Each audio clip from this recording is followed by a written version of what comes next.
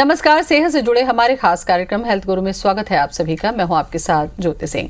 विश्व भर में ब्रेन ट्यूमर के मरीजों की संख्या में हर साल इजाफा हो रहा है, इसलिए लोगों को इस घातक बीमारी के बारे में जागरूक करने के लिए हर साल 8 जून यानी कि आज वर्ल्ड ब्रेन ट्यूमर डे मनाया जाता है। ब्रेन ट्यूमर सामान्य कैंसर की तरह नहीं होता, ऐसे में इसके लक्षणों की जानकारी आम लोगों में होना बेहद जरूरी होता है। विश्व ब्रेन ट्यूमर दिवस मनाने के पीछे एक बड़ी वजह इस गंभीर बीमारी से पीड़ित लोगों को इसका सामना बेहतर और प्रभावी तरीके हम अपने कार्यक्रम में इसी से जुड़ी जानकारी आप सभी से साझा करेंगे। तो चलिए शुरू करते हैं अपना खास कार्यक्रम।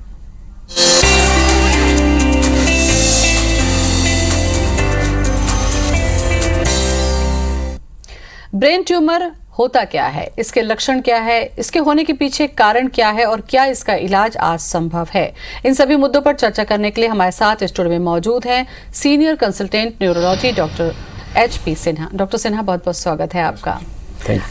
आज हम चर्चा करें क्योंकि वर्ल्ड ट्यूमर डे आज हम मना रहे हैं डॉक्टर सिन्हा। ऐसे में हम सभी लोगों के लिए ये जानना बेहद जरूरी है कि इस दिवस को मनाने यानी कि ब्रेन ट्यूमर होता क्या है, ये जानना कितना जरूरी है सभी के लिए। जी हाँ, आपने बिल्कुल सही सवाल पूछा है, क्योंकि आज भी हम देखते हैं कि ब्रेन ट्यूमर के बारे में अधिकांश लोगों को पूर्ण जानकारी नहीं होती है, जिसकी वजह से मरीज सही समय पर अस्पताल नहीं पहुंच पाता है और उसका इलाज सही तरीके से नहीं हो पाता है। तो आपने पूछा है कि ब्रेन ट्यूमर होता क्या है। तो ट्यूमर का अर्थ होता है गांठ या रसौली। तो शरीर के किसी भी हिस्से की कोशिकाएँ जब अनियंत्रित होकर बहुत तेज़ी से विभाजित होने लगती हैं तो एक गांठ का रूप ले लेती हैं, वही ट्यूमर कहलाता है। तो जब ऐसी ही कोशिकाओं का बहुत तेजी से विभाजन ब्रेन के भीतर होता है तो हम उसे ब्रेन ट्यूमर कहते हैं, जो कि एक गांठ का रूप ले लेता है। तो ब्रेन ट्यूमर दो प्रकार का होता है, एक जिसे हम प्राइमरी ब्रेन ट्यूमर कहते हैं और दूसरा secondary brain tumour. Primary brain tumour वे ट्यूमर्स होते हैं जो ब्रेन की कोशिकाओं के बढ़ने की वजह से होते हैं, और सेकेंडरी ब्रेन ट्यूमर्स वे होते हैं जो शरीर के किसी दूसरे हिस्से से हमारे ब्रेन तक खून के रास्ते पहुँचते हैं और वहाँ पर विभाजित होने लगते हैं। इसके अलावा दो और प्रकार कहे जा सकते हैं ब्रेन ट्यूमर के, जिसे हम बिनाइन ट्यूमर और कैंसरस या फिर मैलिग्नेंट ट्यूमर्स कहते हैं। बिनाइन ट्यूमर्स वे होते हैं जो बहुत तेज़ी से विभाजित नहीं होते, धीरे धीरे बढ़ने वाले होते हैं और कभी कभी बहुत लंबे समय तक अपनी साइज उतना ही बनाए रखते हैं, ज़्यादा बढ़ते नहीं हैं। जबकि मैलिग्नेंट ब्रेन ट्यूमर्स वे होते हैं जो बहुत तेज़ी से बढ़ते हैं और अगर सही इलाज ना मिले तो कई बार जानलेवा साबित हो जाते हैं। बिल्कुल। डॉक्टर साहब, ये तो आपने बताया कि ब्रेन ट्यूमर क्या होता है वास्तव में। सबसे महत्वपूर्ण जानकारी ये है कि इसके लक्षण, अगर लक्षण किसी बीमारी के कहा जाता है कि अगर शुरुआत में पता चल जाता है तो कोई भी बीमारी से इलाज संभव होता है। क्या ये तरीका पहले जानना या पहले स्टेज पर हमें पता चलना ब्रेन ट्यूमर के लिए भी सटीक है? बिल्कुल, सही समय पर अगर डायग्नोसिस बन जाती है तो ट्रीटमेंट काफ़ी आसान हो जाता है। तो ब्रेन ट्यूमर के सामान्य लक्षण, जो कॉमन लक्षण होते हैं, वो है सिर दर्द।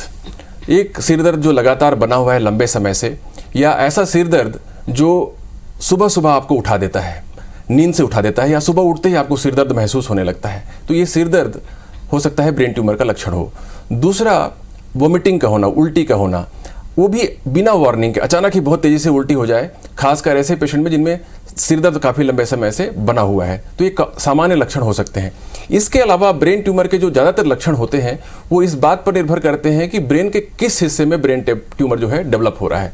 जैसे अगर ब्रेन के बाएं हिस्से में ब्रेन ट्यूमर डेवलप हो रहा है तो मरीज को हो सकता है कि राइट हैंड में या राइट पैर में कमजोरी आ सकती है, वीकनेस हो सकती है, और इसके साथ ही बोलने और समझने में दिक्कत हो सकती है। ऐसा ही ट्यूमर अगर दाहिने साइड में ब्रेन के हो तो बाएं हिस्से में कमजोरी आ सकती है।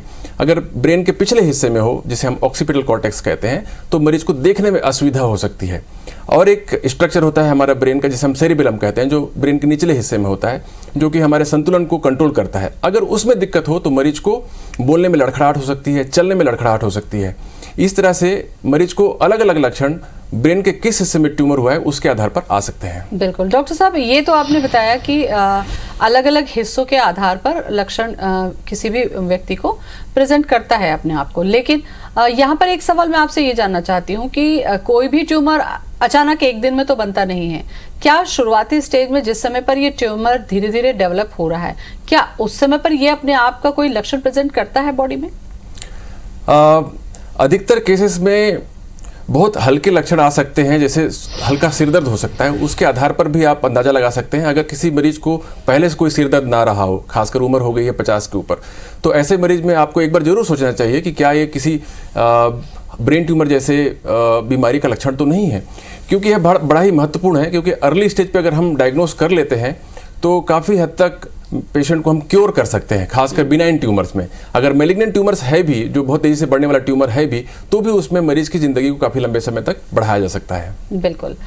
इसके अलावा डॉक्टर साहब, अगर ट्यूमर पर ही हम चर्चा करते हैं तो क्या ये लगता है आपको कि किसी भी व्यक्ति के अंदर अगर ट्यूमर हो रहा है या डेवलप हो रहा है तो बहुत मुमकिन है क्या कि ये बहुत बड़ा हो जाने के बाद ही अपने आप को प्रेजेंट करे और अपने आप स्टेज इसका बढ़ चुका हो और हमें पता ही ना चल पाए? किसी किसी केस में ऐसा हो सकता है, लेकिन अधिकांश केसेस में मैं कहूँगा कि ये थोड़ा वक्त देता है आपको समझने का।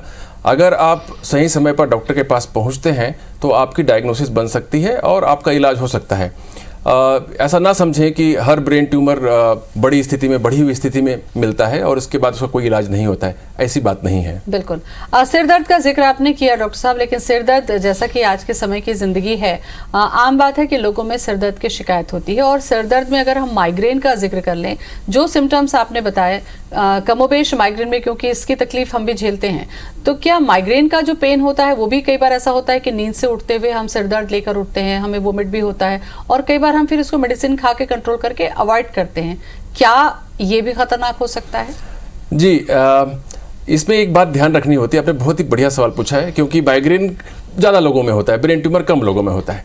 तो इसमें ये ध्यान रखना चाहिए कि आपके जो हेडेक की जो कैरेक्टरिस्टिक्स है, जैसा आपको सिरदर्द हर बार होता था, उससे कुछ अलग प्रकार का सिरदर्द होने लगा है क्या हाल में, या उसकी फ्रीक्वेंसी बढ़ गई है, ज़्यादा बार बार होने लगा है, या फिर वो कहना चाहिए कि उसकी तीव्रता बढ़ गई है और उल्टी की संभावना बढ़ गई है। अगर इस तरह से कुछ परिवर्तन दिखाई पड़ रहा हो आपके एग्जिस्टिंग हेडेक में, तो आपको सतर्क हो जाना चाहिए, क्योंकि यह ब्रेन ट्यूमर का लक्षण हो सकता है। बिल्कुल। इसके पीछे कारणों पर अगर मैं जाऊं डॉक्टर साहब, तो क्या ऐसे कोई महत्वपूर्ण कारण है जिसकी वजह से ये ब्रेन ट्यूमर हो सकता है? वैसे तो इसके कारण बहुत ज़्यादा स्पष्ट नहीं है अभी भी, लेकिन ये कहा जाता है कि किसी को अगर हाई डोज रेडिएशन मिला हो ब्रेन के हिस्से में, तो उसे ब्रेन ट्यूमर होने की संभावना ज़्यादा होती है। जैसे कभी कभार पहले ज़माने में खासकर जब हाई डोज रेडिएशन थेरेपी किसी ट्यूमर के लिए दिया जाता था, तो उसकी वजह से दूसरा ट्यूमर ब्रेन में डेवलप हो सकता था। और ये देखा गया है कि कुछ एटॉमिक बम सर्वाइवर्स हैं, उनमें भी इसकी संभावना ज़्यादा पाई गई है। इसके साथ ही ये देखा गया है कि कुछ जेनेटिक कंडीशंस होती हैं जिसमें कि ब्रेन ट्यूमर की संभावना बढ़ जाती है। रिस्क फैक्टर किस तरीके से देखते हैं आप इस बीमारी के? मैंने जैसे भी बताया, ये हाई डोज रेडिएशन थेरेपी और कुछ जेनेटिक कंडीशंस हैं, वही मुख्य रिस्क फैक्टर हैं। इसके अलावा अभी तक विज्ञान जो है किसी खास कारण को रिस्क फैक्टर के तौर पर आइडेंटिफाई नहीं कर पाया है। अच्छा, रिस्क फैक्टर में जैसा कि एक जेनेटिक वर्ड हम यूज करते हैं डॉक्टर साहब, कई बार ये देखा जाता है कि अगर हमारे किसी पेरेंट्स में रहा हो, तो क्या हम प्रिकॉशन के लिहाज से हम अपनी जांच करा सकते हैं या इस पर नजर रख सकते हैं?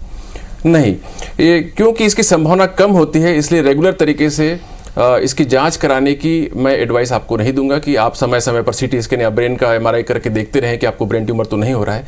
इससे केवल भय बढ़ता है और दूसरी बीमारी होने की संभावना आपकी बढ़ जाएगी, तो ये मैं सलाह नहीं दूंगा।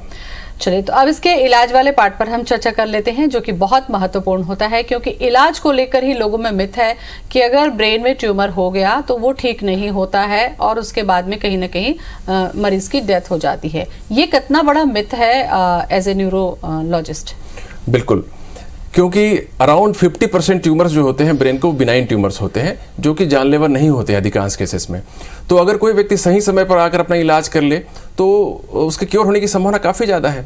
तो इसके इलाज में मुख्य रूप से सर्जरी होती है, ब्रेन की सर्जरी की जाती है, जो ट्यूमर है उसकी सर्जरी की जाती है। और अगर वो बिनाइन ट्यूमर है तो कई बार ऐसा होता है कि 100% क्योर मिल जाता है, और कुछ केसेस में रेडिएशन थेरेपी के जरिए भी 100% क्योर मिल सकता है।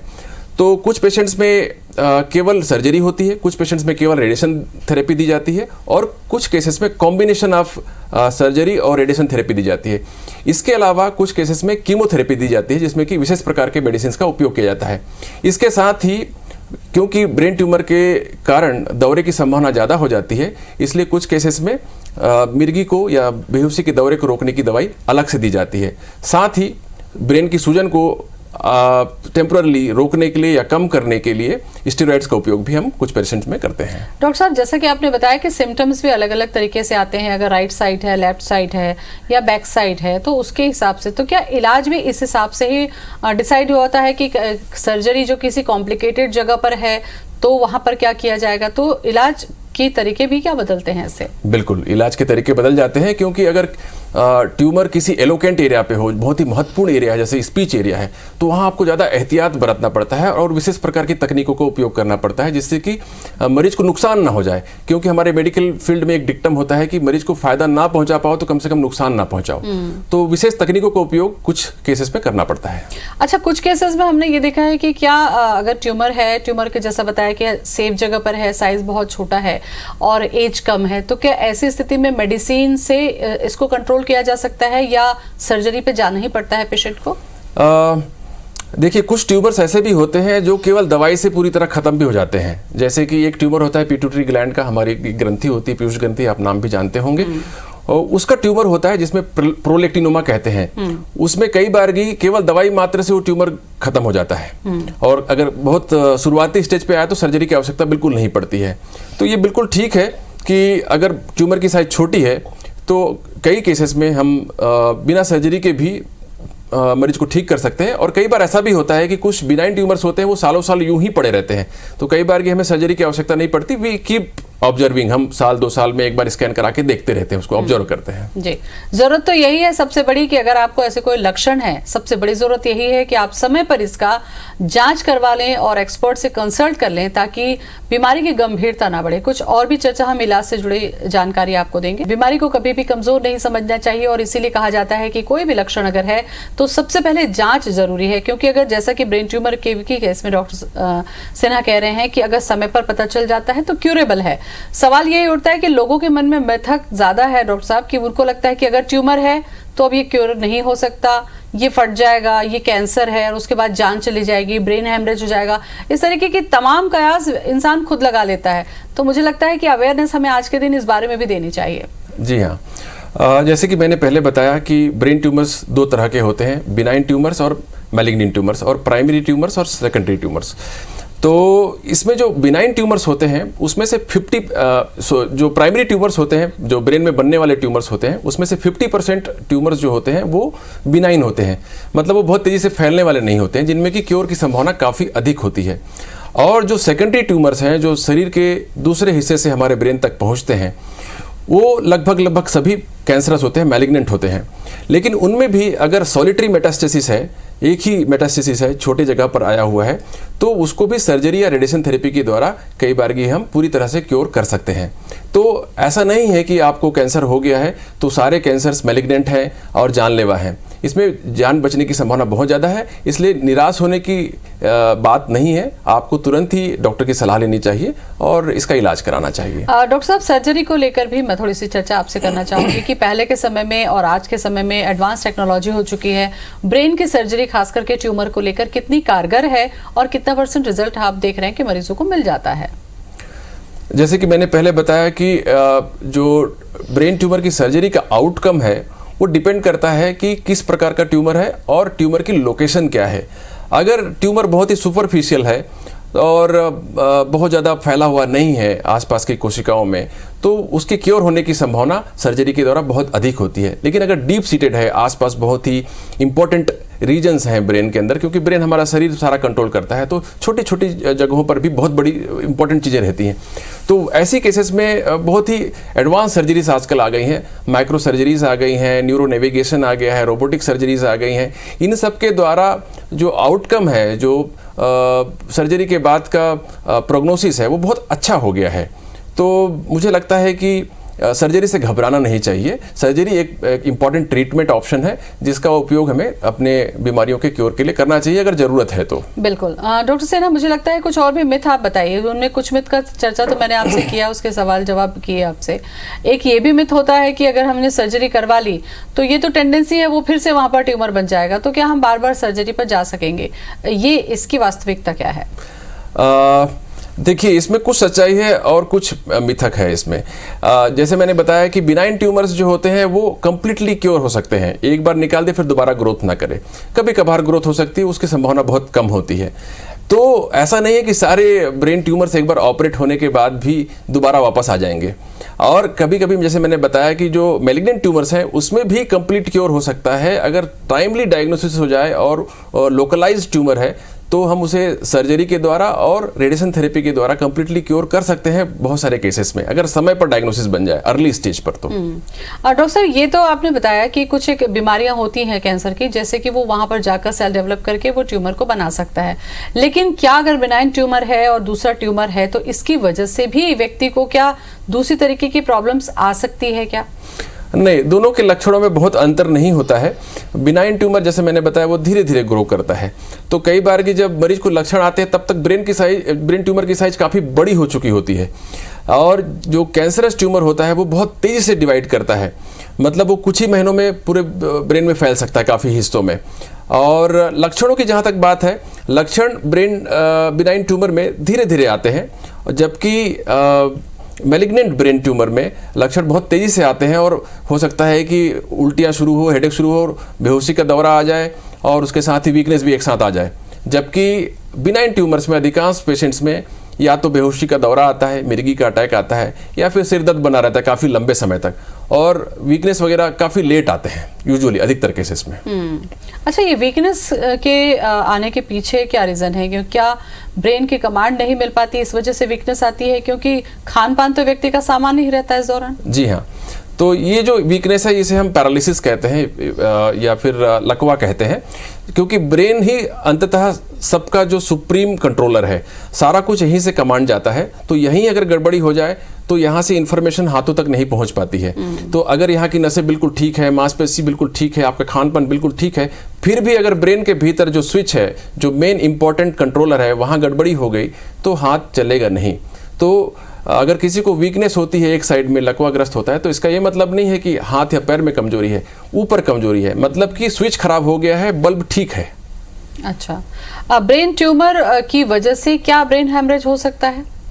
जी बिल्कुल, कुछ केसेस में कुछ ट्यूमर्स होते हैं जिसमें कि हेमरेज की संभावना काफ़ी होती है, और यही ऐसे केसेस होते हैं जिसमें कि ट्यूमर धीरे धीरे ग्रो कर रहा होता है और अचानक से किसी दिन हेमरेज होने की वजह से मरीज को लक्षण आने लग जाते हैं। तो ये बिल्कुल संभव है कि ट्यूमर में भी हेमरेज हो सकता है। एक सवाल इससे जुड़ा और कि क्या ब्रेन ट्यूमर धीरे धीरे अगर ग्रो कर रहा है और लक्षण हमें पता नहीं चल पाए तो क्या इसके कारण व्यक्ति पैरालाइज भी हो सकता है, या उसको पैरालिसिस या मिर्गी या इस तरीके के दौरे पड़ सकते हैं? बिल्कुल बिल्कुल, दोनों ही संभावना हो सकती है। पैरालिसिस हो सकता है, आंखों की रोशनी जा सकती है, सुनने में तकलीफ हो सकती है, और कभी कभी चलने में लड़खड़ाहट हो सकती है, समझने में दिक्कत हो सकती है। तो हर तरह की तकलीफें हो सकती हैं अगर सही समय पे इलाज नहीं मिला। बिल्कुल। डॉक्टर, सर्जरी चूंकि ज़रूरी है ब्रेन ट्यूमर के केस में, लेकिन क्या ये कहा जाता है कि सर्जरी अगर हुई, सही नहीं हुई तो मेमोरी चली जाएगी, पहचान नहीं रह पाएगी, देखने में प्रॉब्लम्स हो सकती है, पैरालिसिस सर्जरी के बाद भी हो सकता है, तो क्या इसमें कितने % चांसेस हैं या ये मिथ है? जैसे मैंने बताया कि ये डिपेंड करता है लोकेशन पर। तो कई बार की जो है ऑपरेशन के बाद भी कुछ पेशेंट्स में पैरालिसिस हो सकता है, कुछ वीकनेस बनी रह सकती है, क्योंकि आपको ऐसे जगह से डिसेक्ट करना पड़ रहा है, ऐसे जगह ऑपरेट करना पड़ रहा है जहाँ पर बहुत ही इंपॉर्टेंट ऑर्गन्स हैं, और आपको ट्यूमर को निकालने के लिए कुछ हिस्सों को वहाँ से डिसेक्ट करना पड़ता है, ऑपरेट करना पड़ता है, एक्सरसाइज करना पड़ता है। तो ऐसे केसेस में ऑपरेशन के बाद कुछ कमजोरी रह सकती है। लेकिन हाँ, ये है कि ऑपरेशन नहीं आप करते हैं तो उसकी तुलना में ये कम है।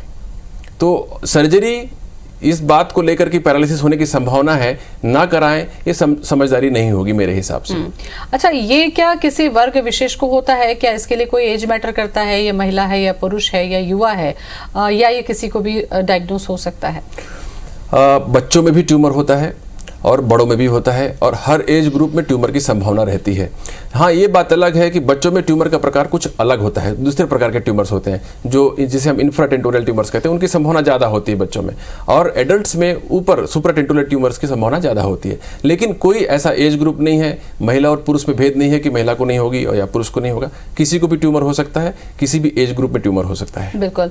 वर्ल्ड ब्रेन ट्यूमर डे है डॉक्टर साहब, मुझे लगता है कि आज की जो लाइफ स्टाइल है इतनी स्ट्रेसफुल है, चाहे चाहे जॉब का है, चाहे फैमिली है, आपको लगता है कि क्या हम ऐसा करें कि हमारा ब्रेन जो है वो हेल्दी रहे, कम से कम गंभीर बीमारी से हम अपने ब्रेन को बचा सकें? कोई मैसेज देना चाहें आप? जी, मैं यही कहूँगा कि आप एक हेल्दी लाइफ स्टाइल को अपने जीवन का अभिन्न हिस्सा बना लें। प्रतिदिन रेगुलर तरीके से योगासन करें, व्यायाम करें, धूम्रपान, शराब से बचें और जितने भी व्यसन हैं जिनसे नुकसान होने की संभावना रहती है उनसे बचें। मानसिक रूप से सक्रिय रहें। आप कुछ नहीं कर रहे हैं तो कभी पहेलियाँ सॉल्व करें, वर्ग पहेली सॉल्व करें, क्रॉसवर्ड्स करें, पजल्स सॉल्व करें। और सबसे इम्पॉर्टेंट है, तनाव से बचें। मानसिक तनाव अधिकतर बीमारियों की जड़ में हम देखते हैं। इसलिए मैं चाहूँगा आप सभी से कि आप अपने आप को सकारात्मक विचारों से अपने मन को भरें और तनावों से बचकर रहें। इससे आपका ब्रेन स्वस्थ रहेगा और आप अधिकतर बीमारियों से बचे रहेंगे। बिल्कुल, बहुत अहम जानकारी डॉक्टर साहब आपने दी। और चर्चा में आपने कहा था कि ज्यादातर लोगों को या तो पास्ट में जीने की आदत है या फ्यूचर में जीने की आदत है। कोशिश कीजिए प्रेजेंट में जीने की कोशिश कीजिए। आज के एक दिन को भरपूर जिए खुशी के साथ। हमें लगता है कि ये बहुत हद तक आपको सकारात्मक रखने में मदद करेगा। बहुत बहुत शुक्रिया आपका। धन्यवाद।